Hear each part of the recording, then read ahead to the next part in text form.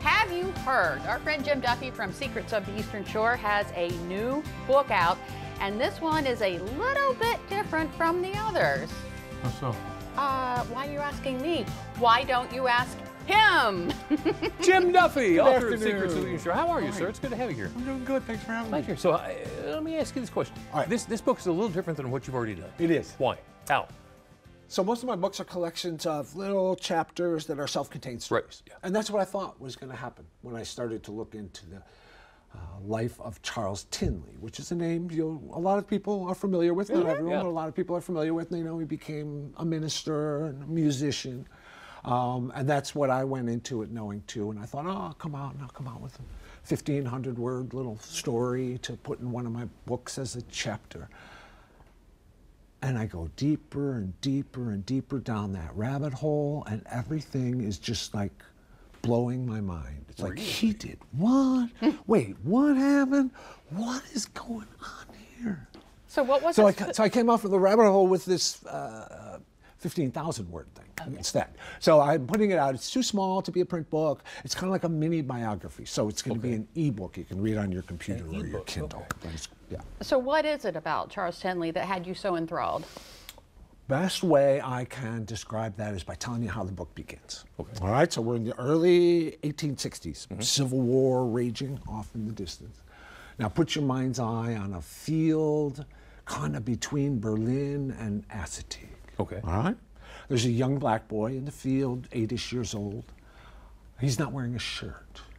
There's a clothesline nearby, and on that clothesline is the equivalent, it's called a toe shirt, but it's the equivalent of one of our t-shirts. Right.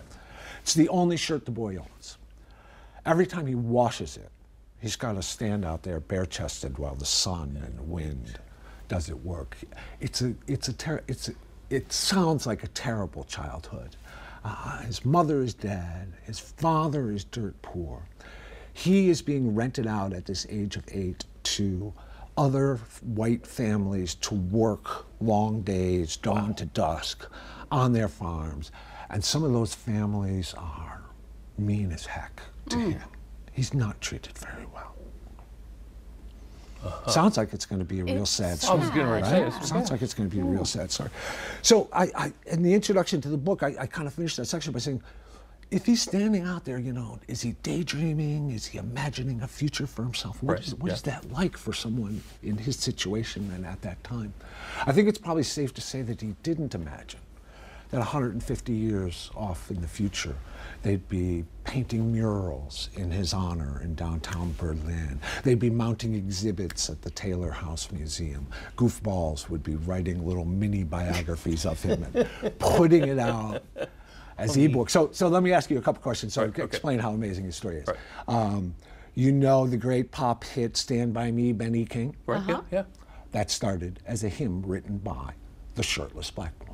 Charles Do Tindley. you know the civil rights anthem, We Shall Overcome? Yeah. Its roots are in a hymn by that shirtless black boy.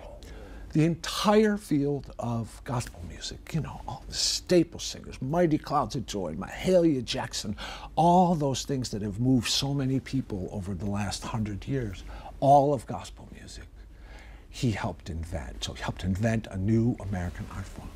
The word megachurch, you know, like Joel Osteen having 20,000 people at his Sunday services and things like that. That word didn't exist in Charles Tindley's time, but the shirtless black boy helped invent it by getting a congregation of like 15,000 people together after he moved up to Philadelphia. And the place up there is called Tindley Temple, and it's really famous in kind of religious history.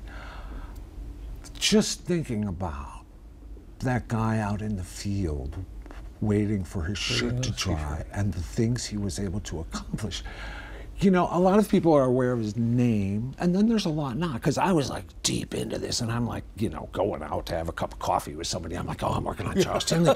And a whole lot of people were like, who, what? what are you talking about?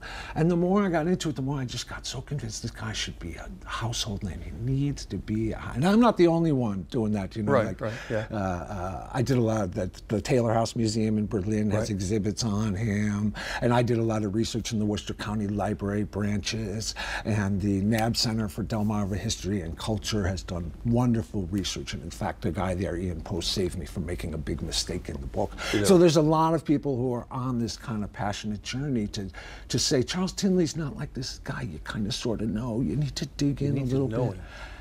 It's such an inspiring story. It's such an all-American, up from the bootstraps, one step at a time thing. We love it's those. really inspiring. So the title is I Will Overcome, the soul-stirring life of Charles Tindley. And if people are curious about it, they can just go to the Secrets of the Eastern Shore website. Just Google Secrets of the Eastern Shore, and it'll slap you right in the face. Okay. The price is $2.99 because it's kind of a smaller book. Can't beat that. Not bad. Yep. Jim Duffy, Secrets of the Eastern Shore, thank you so much. Again, Thanks for having me. thank you. Looking forward to digging into that one. Yeah.